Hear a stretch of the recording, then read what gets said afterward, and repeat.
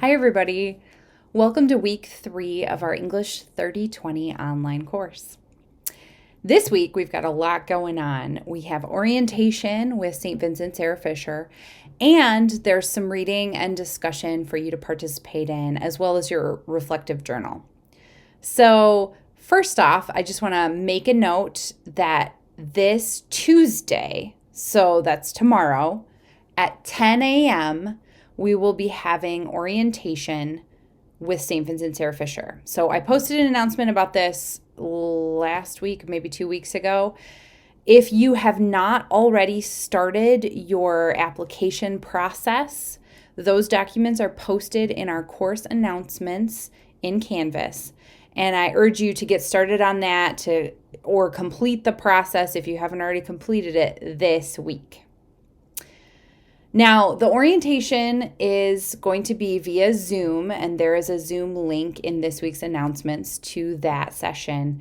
Beth Kraft will be presenting a lot of information for us, and she's going to have some colleagues with her to help answer some questions. Everyone who is available to attend should attend. It's best to be there in person because if you have questions for Beth, then you can ask them right there. However, if you have a class at that time or if you have another scheduling conflict like work, I totally understand. We will be recording the orientation. If you cannot attend synchronously, what you need to do is watch the entire orientation via the Zoom link that will be posted after that event, okay? So make sure that either way, you're either present from 10 to 11 tomorrow or you watch the Zoom video. Okay, so for the rest of this video, I just want to do a couple of things. I want to talk through your Project 2 assignment description because you guys just turned in Project 1 and we're getting started on your rhetorical analysis this week.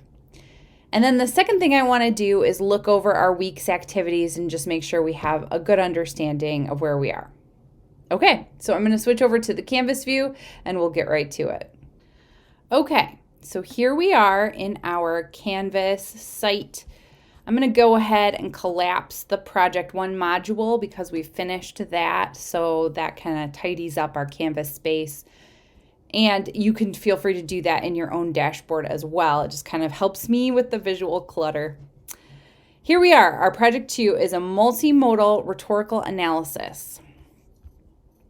So as I pull up this assignment description, the first thing to point out is that you may be familiar with rhetorical analysis, especially if you took English 1020 here at Wayne State.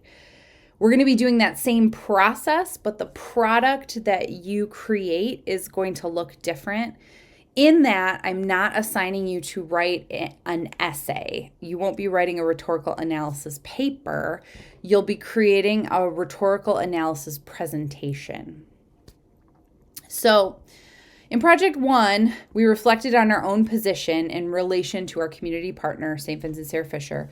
And now you're going to analyze or look for patterns in how people at St. Vincent Sarah Fisher communicate. And largely what we're going to be thinking about is written communication that is digitally accessible. So Project 2 is going to ask you to create a rhetorical analysis by thinking about the rhetorical situation. And we have a mini lesson video about rhetorical analysis that's posted, and I'll show you that link in a second if you need a refresh. But remember, the rhetorical situation is like a triangle, and we think about what we're writing, what's the purpose and the message, who we're writing to, and how we want to present ourselves as rhetors. And so you'll be thinking of all of that, but in this case, the rhetor is St. Vincent Sarah Fisher, and you'll be analyzing their communications within particular rhetorical situations. So here's the plan. Here's what we need to do. You're going to do your analysis of a sample set of text communications that St. Vincent Sarah Fisher already has, and you'll annotate them. So that means to take notes or to keep notes.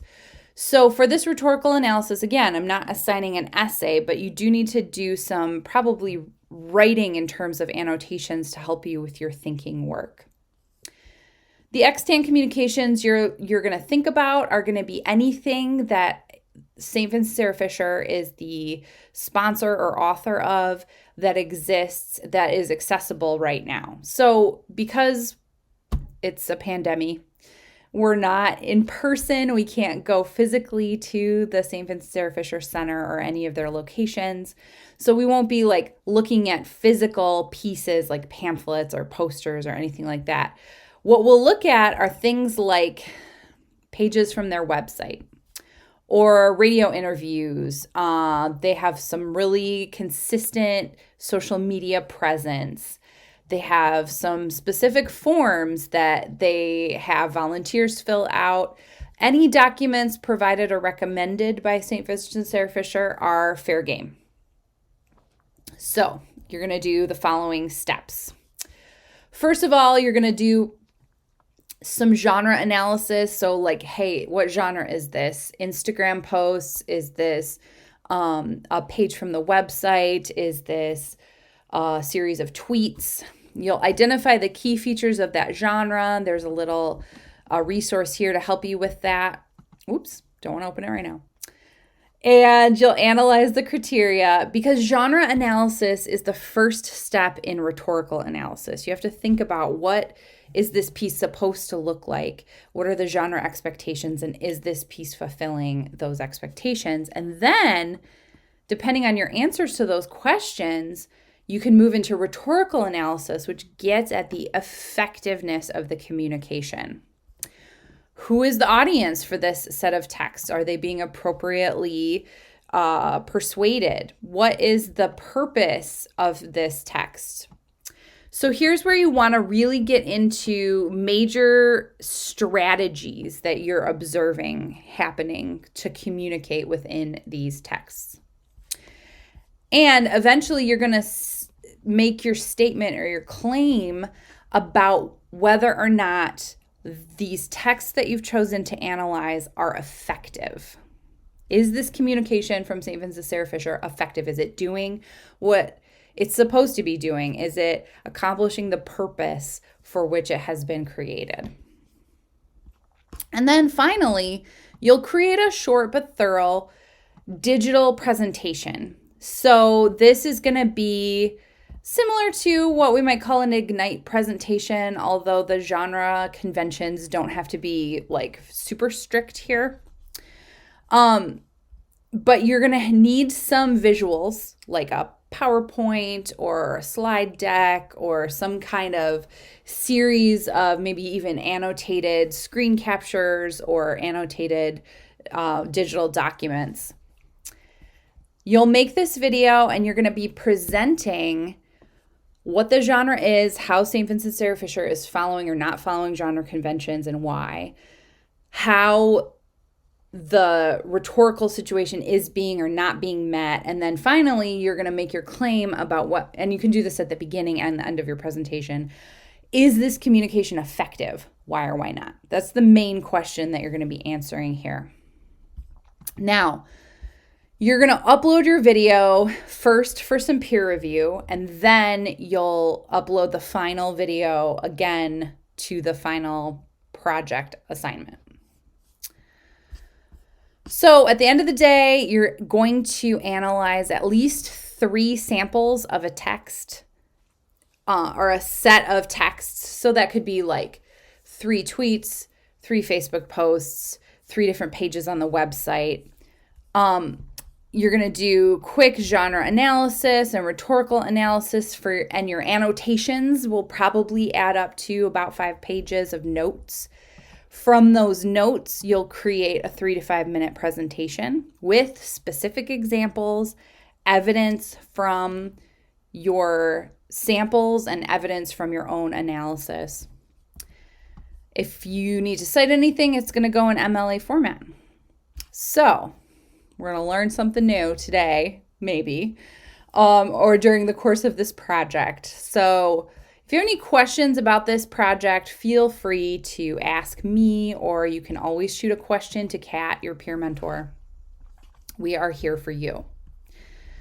Now this week, you can see here under week 3, we've got 2 brief readings, a reflection journal, and your discussion about the readings. And it all kind of breaks down like this. For this week, you're going to watch the week 3 video, which you're already doing. Good job. And there's this rhetorical analysis mini lesson if you need a refresher.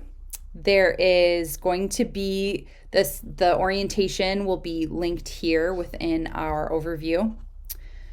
Definitely want to read through that Project 2 assignment description, especially if anything I just said, kind of made you go, huh? Read Bazerman and Gear, which are linked within the module. And not only do I want you guys to be working on your reflection journal and your discussion, but this is the week to figure out your volunteer schedule. So the week will shake down approximately like this. We're doing orientation. If you're not able to be present tomorrow, Tuesday, make sure that you watch that within this week so that if you need to ask any questions, you can shoot me an email or Beth Craft an email. You'll want to watch your instructor video by Wednesday-ish, get your readings done. Not only do your reflection journal, but be ready to post your discussion questions as needed if you're the discussion leader. If you're the discussion leader, give your group enough time to respond and interact with each other. So don't wait until Sunday afternoon to post those questions, leaders. Get those posted a couple days before so that everybody can be concluding their discussion on Sunday. Okay? All right. So I will see you guys tomorrow at orientation or shoot me an email, and I would be happy to talk with you. If you need to set up a Zoom appointment for office hours, just let me know. Also, don't forget that Kat is here as your resource.